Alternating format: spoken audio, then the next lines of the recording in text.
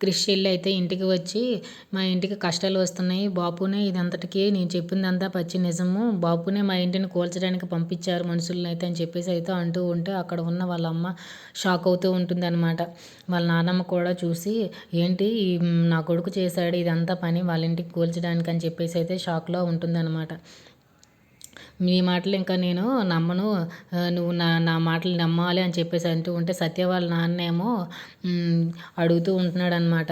అతను మన ఇంటి మీద ఏదో ఒక రోజు బుల్డోజర్ తెచ్చి ముంచేస్తారు మనందరం కూలిపోవాల్సిందే లేదు మనం శశి మీద కంప్లైంట్ ఇద్దాము పోలీస్ స్టేషన్లో అంటూ ఉంటే క్రిష్ చెల్లేమే వచ్చి మనం ఇంకేం చేయక్కర్లేదు వదిన మా బాపునే వచ్చి రేపు బంగ్లా కొనిస్తానన్నాడని చెప్పేసి అయితే అంటూ ఉంటే అదంతా నిజం కాదు మీ బాపు ఏం చేయడనంటే మా బాపు అన్నాడంటే నిజంగా చేస్తాడని అయితే క్రిష్ ఏమో ఇంట్లోకి వస్తూ ఉన్నాడనమాట.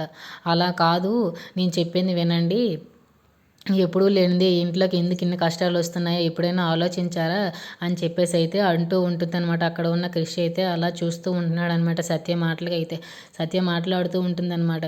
ఎప్పుడూ లేనిదే ఇంట్లోకి నానా కష్టాలు తెప్పించింది మీ నాన్న దీని వెనక ఎవరో ఉన్నారు అని చెప్పేసి అయితే అంటూ ఉంటుందన్నమాట. అప్పట్లోగా అక్కడికైతే మహాదేవ అయితే వస్తూ ఉన్నాడనమాట కొన్ని పత్రాలు పట్టుకొని ఇంట్లోకి రాగానే అక్కడ ఉన్న వాళ్ళందరూ కూడా చూసి షాక్ అవుతూ ఉన్నారనమాట. సత్య కళలో అయితే కొంచెం భయం అయితే కనిపిస్తూ ఉంటుందన్నమాట. మహాదేవయ్య అయితే పత్రాలు పట్టుకొని ఇంట్లోకి రాగానే చాలా కోపంగా చూస్తూ ఉన్నారు. రా బాపు అని చెప్పేసి అయితే చూస్తూ ఉన్నారు. If you like this video please like share subscribe.